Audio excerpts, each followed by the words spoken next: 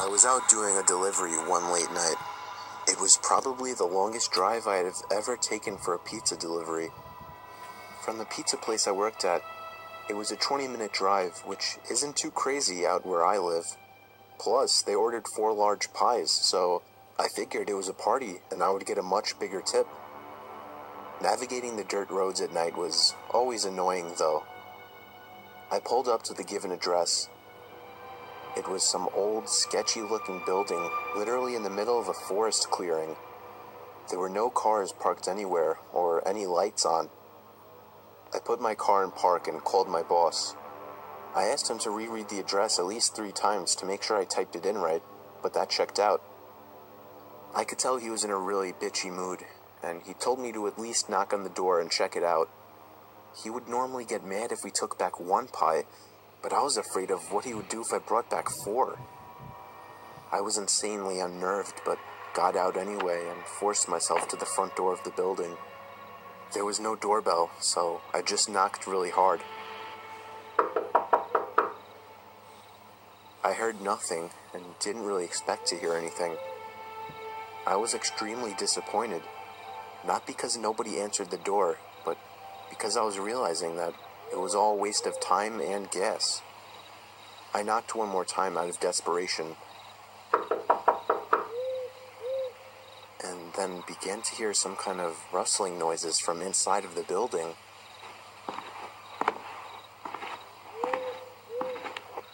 I knocked again and yelled that I was the pizza guy. There was silence now. I felt a bit more uncomfortable now than before. But before I could turn around, I noticed something at the window. There was someone looking through the window. I couldn't tell if it was a man or a woman. All I noticed were their eyes. Their eyes were open wider than I knew possible, staring intently at me. I was disturbed enough by this and dropped the pizzas and ran back to my car. The shitty thing wouldn't start until turning the key for the 3rd time. I drove off the grass and back onto the dirt road, but I felt the car rocking about, shaking and bumping. Something wasn't right. I didn't make it far from the building before I started hearing a sharp scraping sound coming from outside. There was so much resistance that I couldn't even drive. The car came to a stop. I got out of the car to check what the hell was wrong. A chill ran up my spine as I began to feel like my heart was constantly skipping beats. My tires had been slashed and had completely fallen off the rim. Not just the front though. All 4 tires were slashed. I realized somebody did this when I was knocking on the door to that building. Instead of running, I got back in the car and locked the doors. I was so close to that building, I could practically see it from where I was, if it weren't for the trees blocking the view. I dialed 911 and explained everything to the operator. She told me the cops would be over as soon as possible and that I need to stay hidden. I asked her if it was advisable to stay in the car or run, and she told me it would be best to stay in the car with the door locked. She asked me to stay on the line with her until the cops arrived. My whole body was shaking. In all directions, there was nothing but dark, seemingly endless forest. I knew it would take forever for the cops to get there. I was not comfortable with sitting in that car so close to whoever did this. The next part, though, is what utterly destroyed me. It still shakes me to this day, and I hope nobody ever has to experience this kind of fear. As I was scanning all the windows, making sure nobody was outside, I looked in the rearview mirror, and there was the same person I saw at that window. Eyes open wider than ever. I could see now that it was a woman, and I could ever so slightly see a smile begin to spread across her face. I opened my door and full-on sprinted into the woods, not caring how much noise I made. I ran until I was out of breath, which didn't take long, and I hid behind a giant log on the ground. I tried to cover my loud breathing with my hand as I waited and waited for what felt like hours, until I finally heard sirens in the distance. I gathered up all the stamina I had left to run all the way back in the direction of the dirt road. Eventually, the glowing red and blue lights came into view, and I had never felt better in my life. They were parked in front of my car, investigating with flashlights. I came out yelling at them like a lunatic to help me. I fell to the floor and started to gag, almost throwing up from running so much.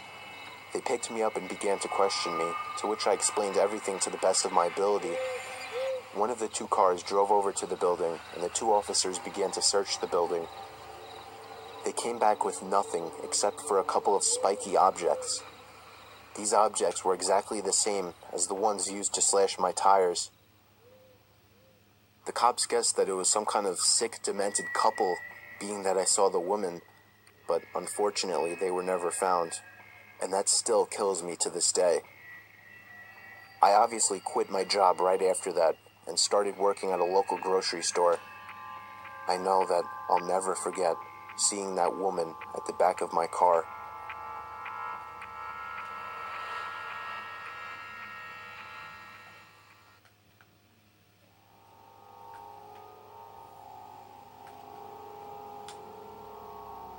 I recently moved out, and I already have a horror story to tell.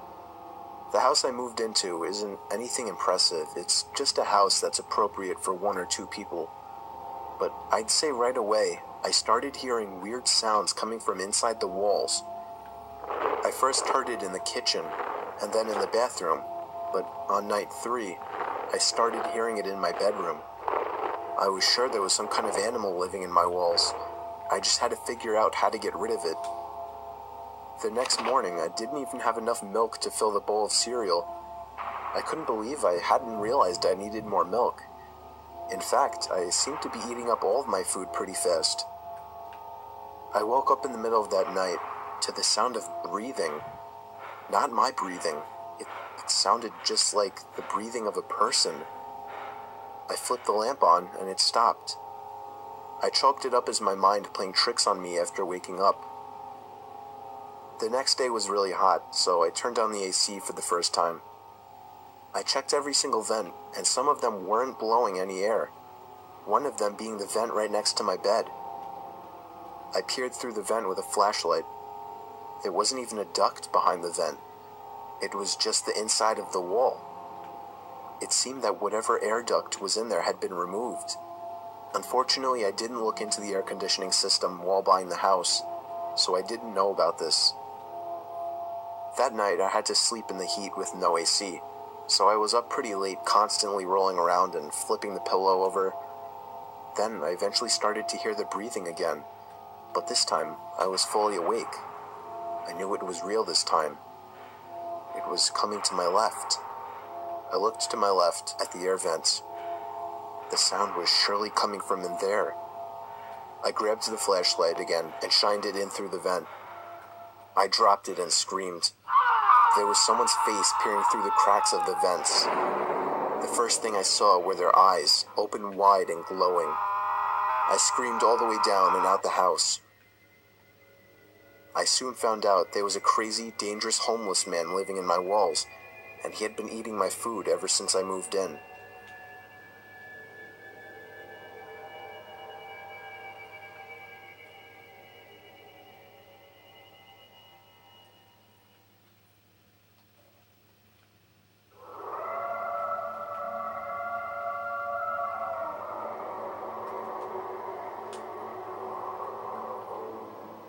I was doing some night hog hunting in the woods near my backyard. I was hiding in the tower I had built about a decade ago. In case anyone's wondering, I of course had a night vision scope attachment. I guess I'm what you would consider a hardcore hunter. I don't want to bore you with the unnecessary story prolonging details, so I'll make this short. And I want everyone to know that though I agree this story sounds far-fetched and crazy, it is nothing but the truth.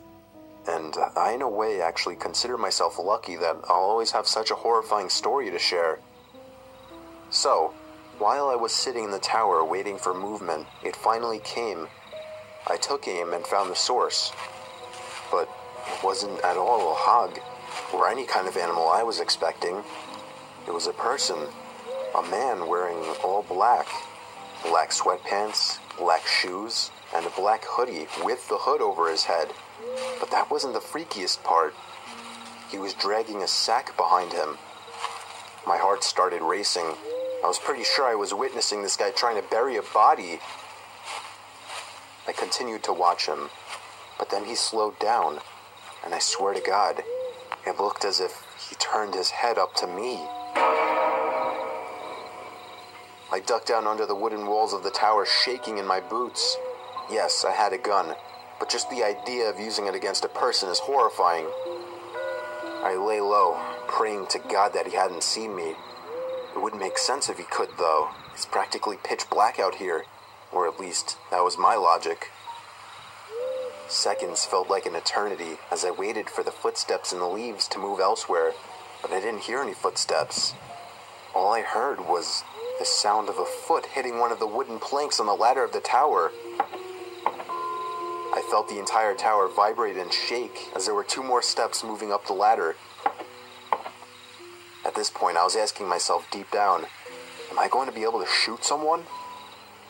But for some reason, whoever was down there decided not to climb all the way up, as I heard them jump back down to the forest ground and began dragging the sack away. I think I stayed frozen like a statue for at least 10 minutes before even peeking over the ledge again. The coast seemed clear. I had to get home and warn the police immediately. I hopped over the ledge and descended down the ladder. I turned on my pocket flashlight, which in hindsight was a stupid move considering the situation, and ran back in the direction of my house. I was only able to run for about 10 seconds or so when I heard the rapid, manic footsteps crunching the leaves from behind me. I took a look over my shoulder, and there he was, inches away from my face. I spun around and shot him in the shoulder. He stopped and screamed in agony, and I took that moment to finish my dash to my house. Again, in hindsight, I should have held him hostage somehow, but that doesn't even matter now. I called the police, who showed up within 15 minutes with a whole search squad, and I led them all into the woods to the exact location where I shot him. There was a faint yet noticeable blood trail spilled onto the leaves which led past the body bag, which the cops seized, and eventually right to the maniac, who was hiding under a log next to a tree. He was arrested and tried for the murder of Jin-Quen Sakanaki, a Japanese corner store owner. I don't know the full story behind it, but I do know I won't forget this one for the rest of my life, and I'll also be telling it for the rest of my life.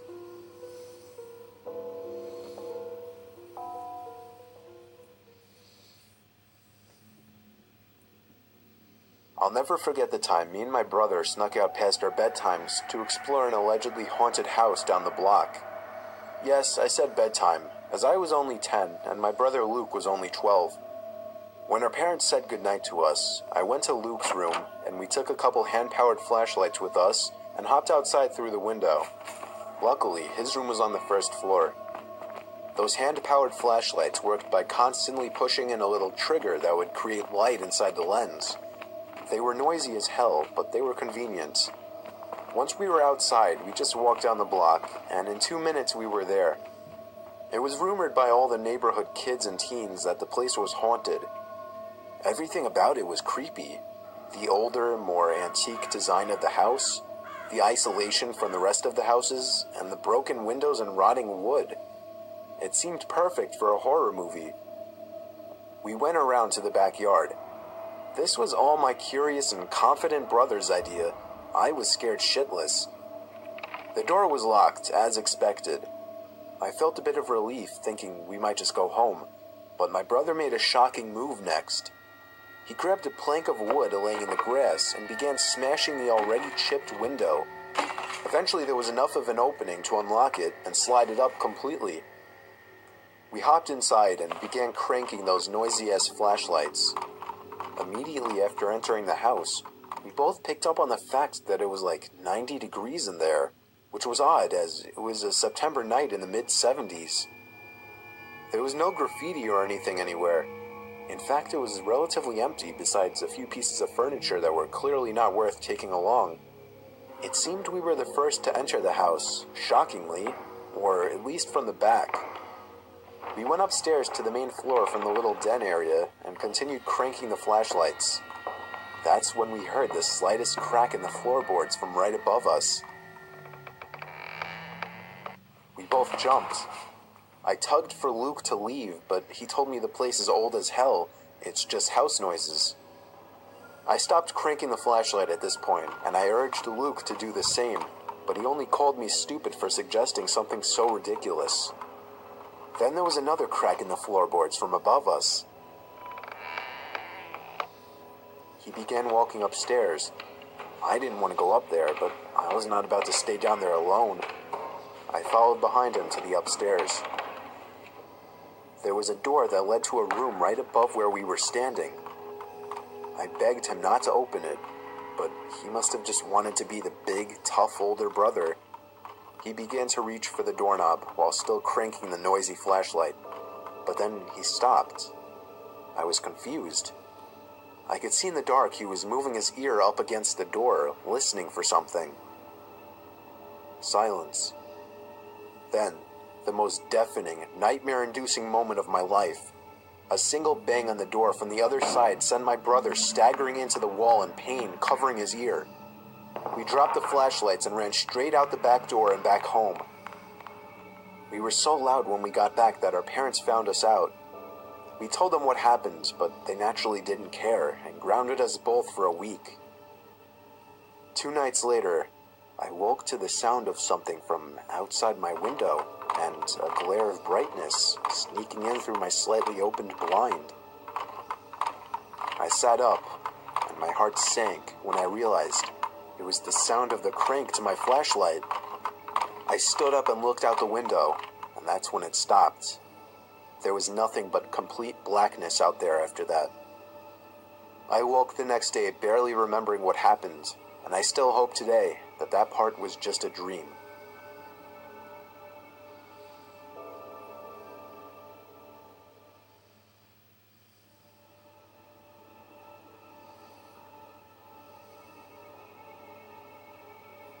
This story took place a long time ago, back in 2002, when Craigslist was in its early years. Many wouldn't know, but back in those days, Craigslist was a lot different. It was a lot more so an online garage sale, or just a place where people would list old things that still had some value that they were willing to give away. I got a basketball hoop, a hockey net, and a spoiler for my car, all free in perfect condition in that same year. You'd be lucky if you found something like that these days. Anyway, me and my son were dying to buy a hockey net so we could practice in the cul-de-sac we lived in. For the record, this was before I got that free one I mentioned. Wouldn't you know it, on Craigslist there was an ad for a slightly used regulation-size hockey goal for only $50. It came with a puck and 2 slightly used hockey sticks. I still have a picture of that ad to this day. It seemed like the perfect deal, but he lived about 2 hours away. I called the number he had listed, and he sounded pretty normal on the phone. He had a pretty deep, dark voice, but nothing that would be off-putting. I remember his voice being a bit emotionless. He agreed to meet halfway due to the distance. Said he'd put the stuff in the back of his pickup truck. He said he could only come after he got off from work, though, which was much later in the day, way past dark. We agreed to meet at some rest stop off the highway. Me and my son, who was 11 at the time, took my wife's minivan, the only car that would be able to fit that huge thing. Within an hour, we were at the truck stop, which was empty at this hour, but was decently lit by 3 big light posts. I parked right under one of the lights and waited. A pickup truck pulled in off the highway right on time. He stopped right in front of me. I went over to his window, but then noticed there was nothing in the back of his truck. "You Steve?" he asked me. "Yep, that's me," I said. "Alright, my buddy's bringing in the stuff with his truck." The guy pulled up behind my car and put it in park. I suddenly had a bad feeling. I told my son to get back in the car and lock every door except mine. 2 more pairs of headlights came off the highway into the lots, surely enough pulling up next to me. And, not surprisingly at this point, there was no hockey equipment in either one of them. My heart was racing. I was worried. Not for me, but for my young son who I for some reason brought with me on this trip. A group of large men mixed with heavy-set and muscular physiques stepped out of the 2 pickup trucks behind the first one. They eyed me from head to toe, giving that typical intimidation stare down. Then this bald guy wearing sunglasses said in a deep voice, "Where's the money?" I instantly pulled out my wallet and handed it to him, begging him to just let me and my son go. He pulled out like $100 and was pissed, expecting more. He then sent 2 of his goons or whatever to get my son. At this point, I screamed and begged for him not to take him. One of the men broke the glass to the minivan back door, and I vividly remember the disturbing, heartbreaking screams of my young son. What happened next was what I can only explain to be a miracle from God answering my prayers. A car was entering the lot from off the highway. All the men stopped and turned to look at it.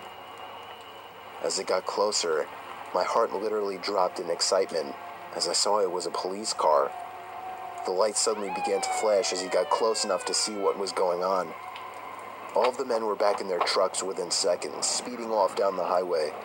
Well, at least 2 of them. The truck in the back was caught immediately by the police car, and backup arrived shortly. I explained everything to them, and they got the men that were caught to rat out on the others surprisingly quickly.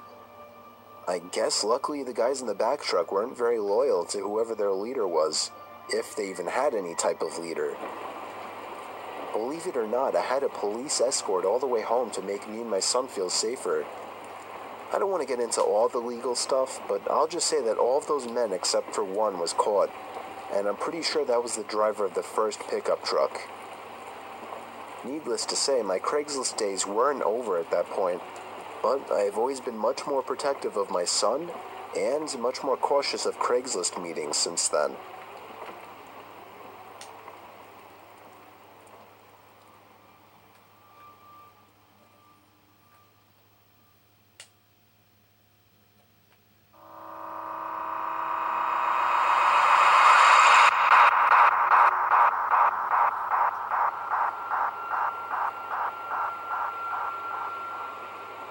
There was once an isolated island off the coast of Scotland where 3 lighthouse keepers lived and were responsible for keeping the building intact.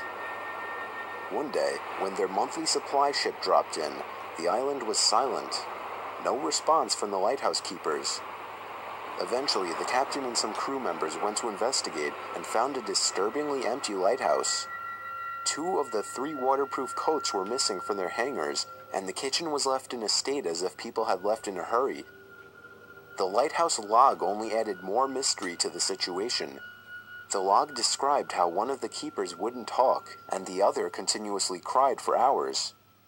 All this pain and fear seemed to be coming from what was referred to as a powerful storm looming in the distance. However, this begs the question, why were they so scared of a simple storm? They should have been safe in the brand new lighthouse, right? The log goes on to talk about how they all sat close together and prayed for the storm to be over. The final log states, "The storm has passed, the skies are calm, and God is over all." Their bodies were never found, and the cause of their death is still a mystery to this day. The most accepted theory is that they somehow got swept out to sea during the storm, never to be seen again. But one final detail remains, one that scared the captain and his crew to the bone. The powerful storm described in the log didn't exist. There were no storms reported in the area. In fact, the skies were calm all day.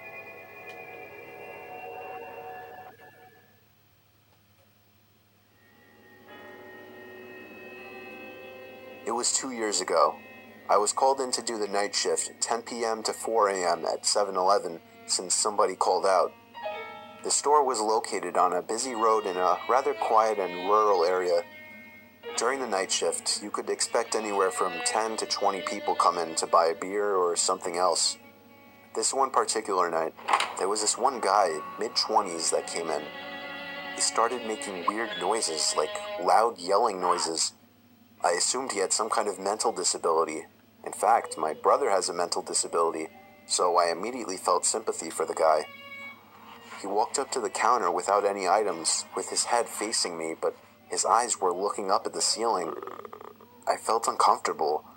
I honestly didn't know how to deal with it. I tried speaking with him, but he only responded in loud noises. I kept checking if he was with someone outside, but he was alone. There weren't any cars in the parking lot, so I assumed he walked.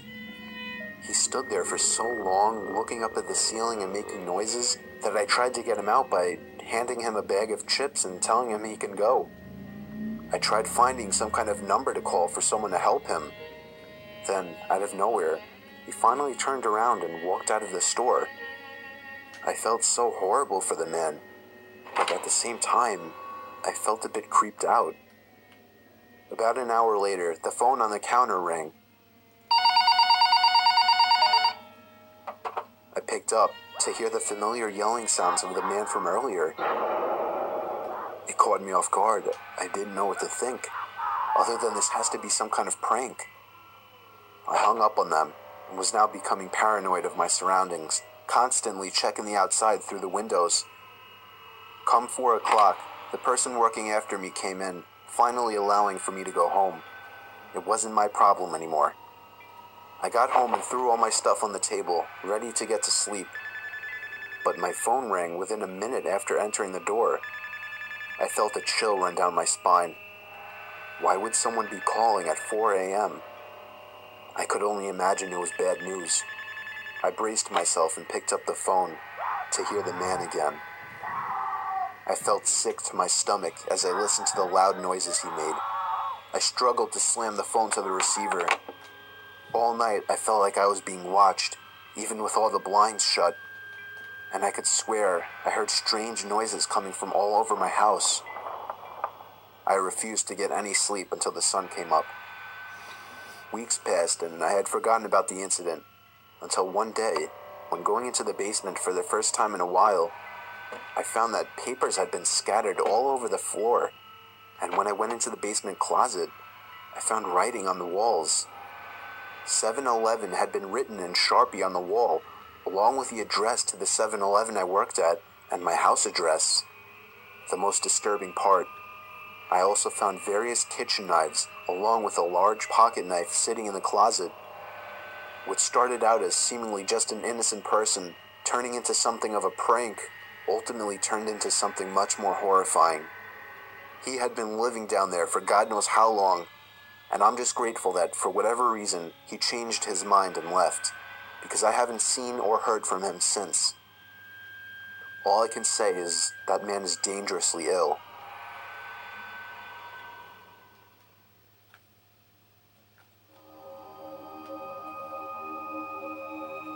About 5 years ago, I lived downtown in a major city in the US.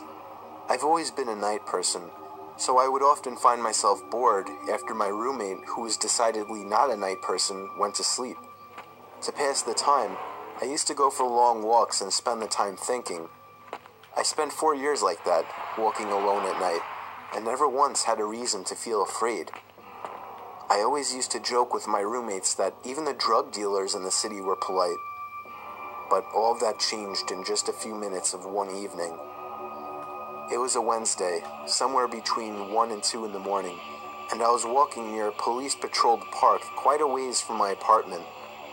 It was a quiet night, even for a weeknight, with very little traffic and almost no one on foot. The park, as it was most nights, was completely empty.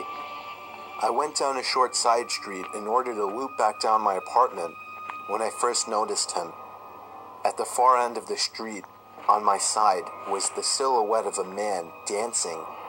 It was a strange dance, similar to a waltz, but he finished each box with an odd forward stride. I guess you could say he was dance-walking, headed straight for me.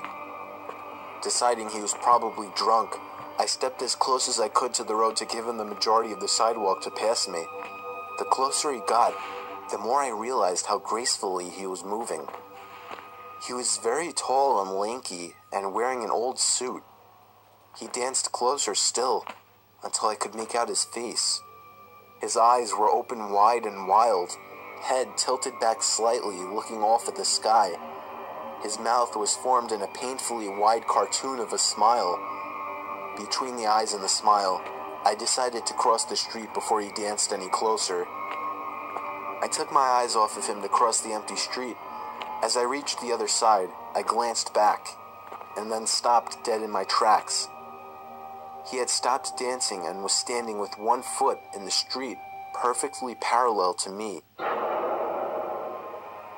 He was facing me, but still looking skyward, smile still wide on his lips. I was completely and utterly unnerved by this. I started walking again, but kept my eyes on the man. He didn't move. Once I had put about half a block between us, I turned away from him for a moment to watch the sidewalk in front of me. The street and sidewalk ahead of me were completely empty. Still unnerved, I looked back to where he had been standing to find him gone. For the briefest of moments, I felt relieved, until I noticed him. He had crossed the street and was now slightly crouched down. I couldn't tell for sure due to the distance and the shadows, but I was certain he was facing me. I had looked away from him for no more than 10 seconds, so it was clear that he had moved fast. I was so shocked, and I stood there for some time, staring at him, and then he started moving toward me again. He took giant, exaggerated, tiptoed steps, as if he were a cartoon character sneaking up on someone, except he was moving very, very quickly. I'd like to say at this point that I ran away or pulled out my pepper spray or cell phone or anything at all, but I didn't. I just stood there, completely frozen, as the smiling man crept toward me. And then he stopped again, about a car length away from me, still smiling his smile, still looking to the sky. When I finally found my voice, I blurted out the first thing that came to mind. What I meant to ask was, "What the fuck do you want?" in an angry, commanding tone. What came out was a whimper. What the fuck? Regardless of whether or not humans can smell fear, they can certainly hear it. I heard it in my own voice. That only made me more afraid. But he didn't react to it at all. He just stood there, smiling. And then, after what felt like forever, he turned around, very slowly, and started dance-walking away. Just like that. Not wanting to turn my back to him again, I just watched him go, until he was far enough away to almost be out of sight. And then I realized something. He wasn't moving away anymore, nor was he dancing. I watched in horror as the distant shape of him got bigger and bigger. He was coming back my way. He was coming back my way, and this time he was running. I ran too. I ran until I was off the side road and back onto a better lit road with sparse traffic. Looking behind me then, he was nowhere to be found. The rest of my way home, I kept glancing over my shoulder, always expecting to see his stupid smile, but he was never there. I lived in that city for 6 months after that, and I never went out for another walk. There was something about his face that always haunted me. He didn't look drunk. He didn't look high. He looked completely and utterly insane. And that's a very, very scary thing to see.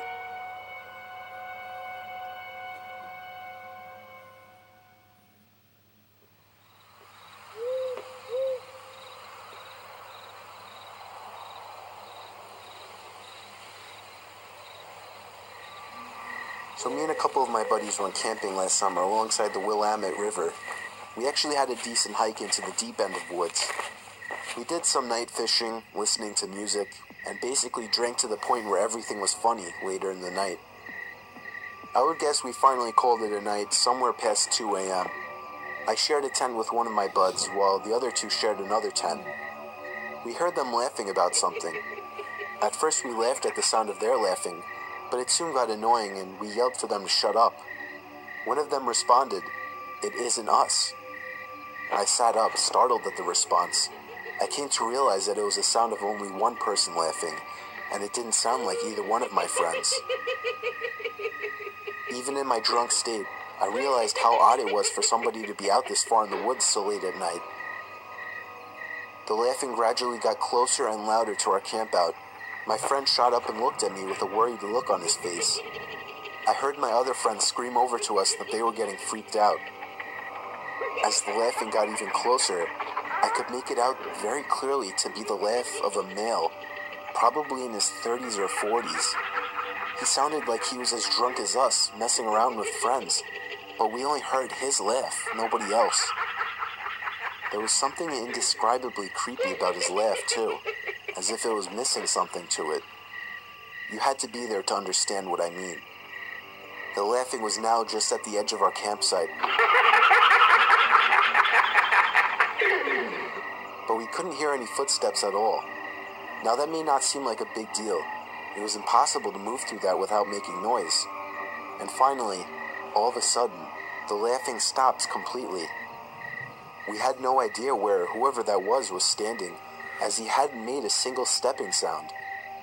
We sat there in silence looking at each other. My friend was clearly freaking out, but he was keeping it together the best he could. Finally, something broke the silence. The sound of something rubbing against the cottony fabric of the tent. We saw the outline of a hand through the moonlight, pressing on the tent. We both screamed at the top of our lungs before getting out of the tent. We ran as fast as we could through the woods, our other friends following us. After about 5 minutes of running, we somehow found our car. I actually puked from running so much before taking the wheel. I don't condone drinking and driving, but I still believe we were just in this situation. By far the most horrific experience of my life. No idea who or what the hell that was, or what they wanted.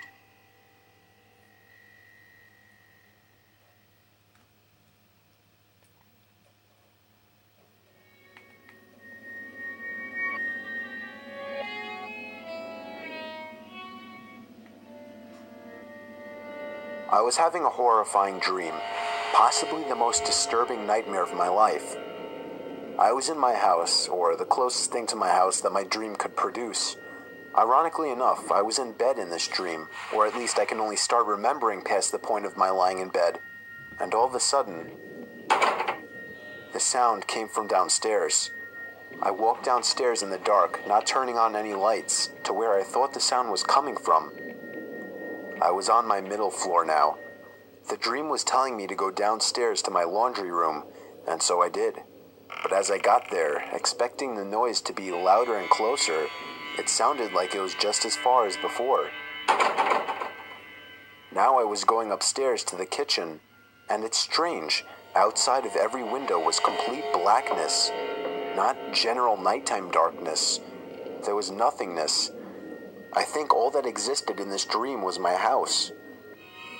Now my dream started to suggest that the banging sounds were coming from upstairs, so I went back upstairs and was eventually led to the attic door.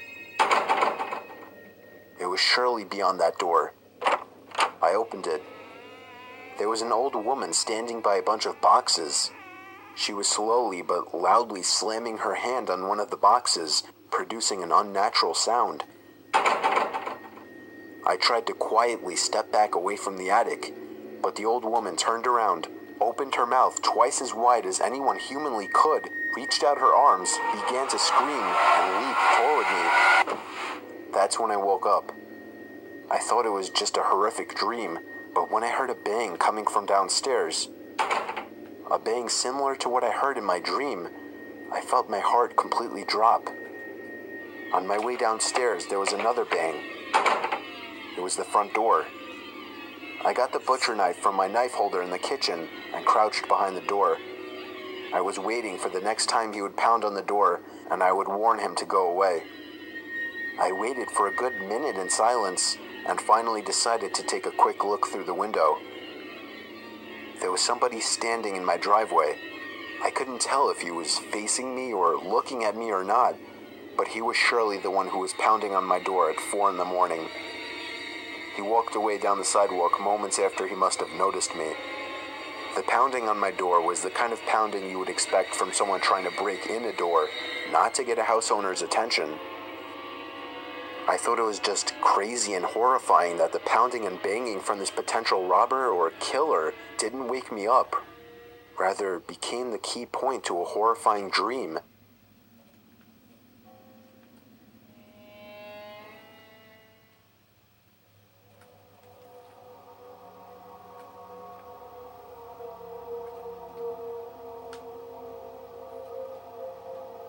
I was 19 years old at the time, working at a sketchy motel. The motel was pretty run down, and the majority of people who stayed there were locals that were just doing things they weren't supposed to be doing. Let's just say the cops came by multiple times a week. I worked as both a front desk person, checking in these creeps all hours of the night, and as a housekeeper who got to clean up their nasty, vomit-smelling rooms afterwards. One afternoon, I was working as a housekeeper in the second building of the motel on the backside furthest from the office. I hated working over there because it not only had the most worn-down rooms, but it was always pretty vacant over there and way too quiet for comfort. I began cleaning one of my last rooms and wanted to get done in a hurry because it was getting late. I was washing the mirror in the room that I was cleaning when all of a sudden, I saw a man in the reflection staring at me. He was mid-50s, dirty, with long, greasy hair. Startled, I screamed, "Oh my God." I told him he scared me. The room I was currently cleaning was vacant, so there was no reason why this man should have been in there watching me clean. However, we just had a meeting on customer satisfaction, and my boss was really pressuring us to be more polite and help the guests any way we could. Sir?" I asked him cautiously. Can I get you anything? Towels?"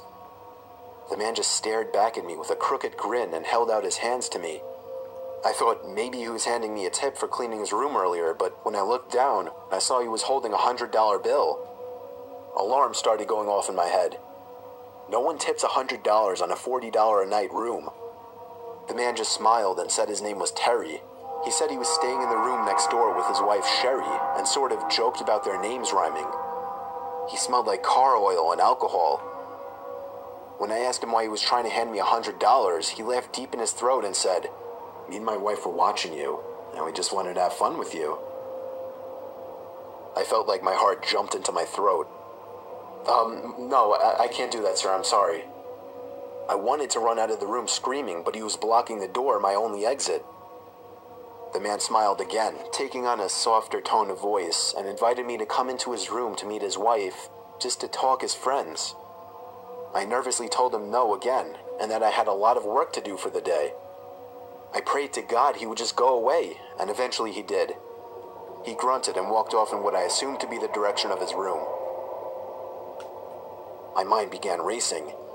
There is no wife, I thought. This man could try and kidnap me. I was 110 pounds at the time and not very strong. He could easily overpower me. I locked the room from the inside and went directly to the phone to call my manager at the front desk, but the phone wasn't working. Adrenaline began pumping through my veins, and despite what I was always told not to do, I was panicking. Did he cut the line? No, I thought. This is a crappy motel. It happens all the time. But I just have to get out. I remembered that I had my cell phone out on my housekeeping card, but that was outside the locked door. I'd have to open the door to get it. I cautiously opened the door to the room that I was cleaning and peered out. I didn't see anyone, so I frantically began searching my cart for my cell phone.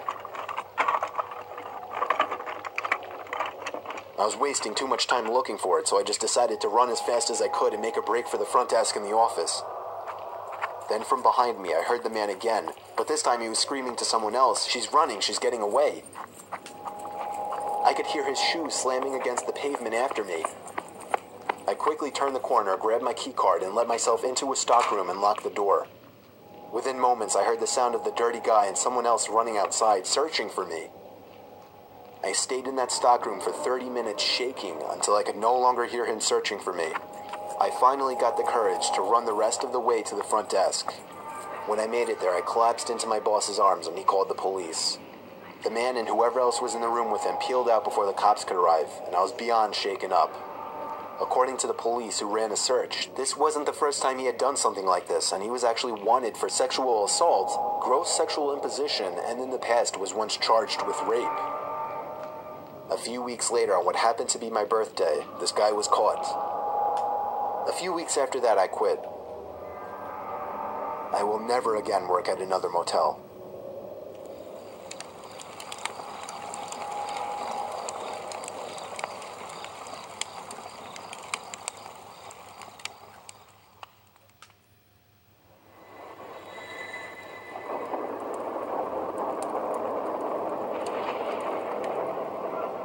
Ever since I can remember, we've always had one of those old vintage Parker Brother Ouija boards sitting in our closet collecting dust. When I was a kid, I always wondered what it was. From the box, it seemed like a horrible board game, until one day I found out what a Ouija board really is, and immediately dug it out of the closet. I insisted on my brother trying it out with me, and eventually got him to play along. We put our hands on the planchette, and I began asking the typical cliché questions like, "Is there anybody there?" and "Can you answer me?" Other than my brother jokingly moving the planchette around to imitate an answer from some kind of entity, there was no real response. After getting bored, we put the game back in the box. I did a little research that night to find out how to make Ouija boards work. Many people said online that the most ideal environment when using a Ouija board is in a dark room only lit by candles. So when my parents weren't home, I managed to gather like 6 or 7 candles and convinced my brother to try it one more time. I lit the candles and set them around the table in the dining room with all the lights out. We tried one more time.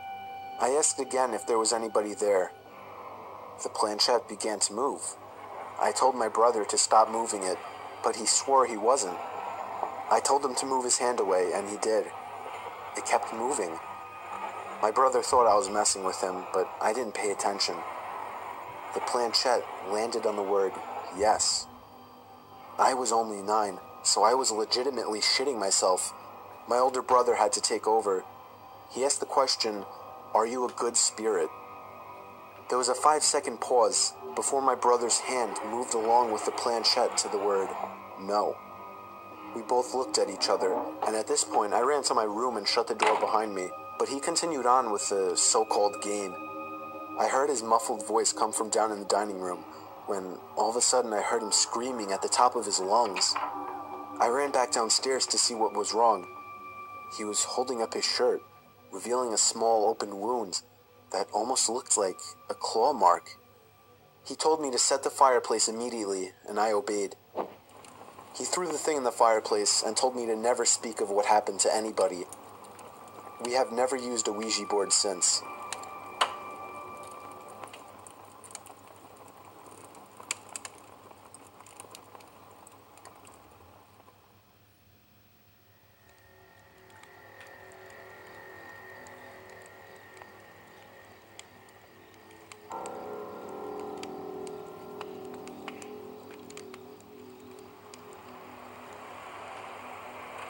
When I was a kid, my parents would sometimes bring me down to my aunt and uncle's place to stay for the weekend. Mainly, I'd spend time playing with my 2 cousins who were around the same age as me. They lived on a small farm with plenty of open space, and we could run around doing pretty much whatever we wanted. If we thought we could get away with it, the 3 of us would sometimes cross over to the neighboring farm about half a mile away. It had been abandoned for decades, with a scattering of derelict buildings and other structures still standing on the property, just begging to be explored. This was of course a gold mine for 3 adventurous young boys such as ourselves, especially after my cousins told me stories about the deaths that took place in the house. It was pretty classic fare. Man goes crazy, axe murders his entire family, hangs himself, returns every night as an angry spirit looking for new victims. Good, grisly stuff. Even at that age, I knew they were probably making it up, or at least embellishing old rumors. But seeing as how the setting lent itself so well to such tales, I allowed myself to buy into it. One afternoon, we decided to play hide and seek. When it was my turn to hide, I ran off for a flimsy brown barn that had living quarters on top, and climbed the stairs looking for a good spot. There was still furniture inside, and personal belongings lay scattered across the floor. I maneuvered over broken dishes, tattered clothes, and crumbling books, eventually coming to a small room with a closet. Jackpot. There were even long black dresses still hanging on the rod that I could hide behind. I stepped inside and managed to force shut the folding door.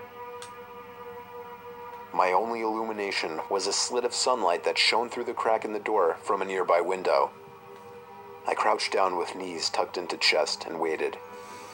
Some time passed, and there was still no sign of my seekers. I waited some more, debating if and when I should give myself up. After nearly an hour, this was starting to get boring. My head drooped. I woke with a jerk. It was pitch black. Drowsy and confused, I forgot for a minute where I was or what I had been doing. As it came back to me, The realization that it was now nighttime and that I had been abandoned here filled me with sinking dread in the pit of my stomach. I tried to get up, but a sudden cramp in my calf kept me grounded. I squirmed about, waiting for it to pass, when I heard a door slamming shut downstairs, and instantly froze. One of my cousins? There was a brief period of silence, then footsteps at the bottom of the stairs. But not just footsteps, a thud too. After every other step. These weren't the footfalls of a child. They were slow, heavy, deliberate. I held my breath, praying they would go away. They did not. The noises continued to ascend.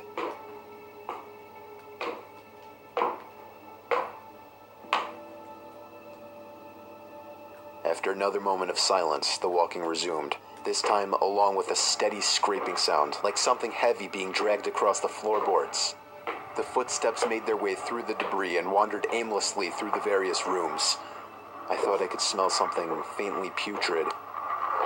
The constant scrape sent cold shivers coursing down my arms and back. My worst fears were realized when the steps reached the bedroom doorway. They got closer and closer and finally stopped directly in front of the closet door. I couldn't see a thing. After an agonizing pause, they continued on, over to the other side of the room and out the doorway again. They faded away down the hallway. I waited for what seemed like an eternity.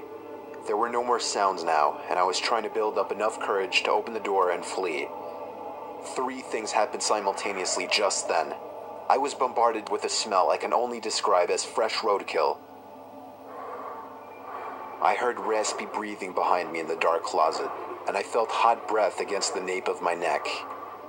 That was enough for me to hurtle myself out from the confines of that nightmare space, relying on memory and scant moonlight to navigate through the darkened house. All the while, I heard footsteps chasing behind me, closing in with terrifying speed. It was a clumsy, torturous escape full of trips and bumps and blind stumbling. I never looked back. At least, not until I had burst out the front door and into the country night. And when I did turn around, I saw absolutely nothing. There were no more footsteps and nobody was chasing me. That didn't stop me from running, though, all the way back to my aunt and uncle's house. There was a police car in the driveway when I got back. My parents were there too, worried sick. Everybody demanded to know where I had been. Apparently, when my cousins still hadn't found me by evening, they'd returned home to tell their parents. Eventually, the police were called in and informed me that they had already scoured every building on the farm. The insinuation that I was lying about my whereabouts didn't go unnoticed. None of it made any sense. It wasn't until years later that one of my cousins filled in a final piece of the story. He and his brothers had spent hours searching for me like they said. But the part they didn't tell anyone was that they thought they spotted me in the window of the bedroom I was hiding in. And when they got closer, they saw that it wasn't me. A young boy neither of them recognized was smiling and waving down at them and gesturing for them to come upstairs. That's when they ran back home. All of this while I slept in the closet.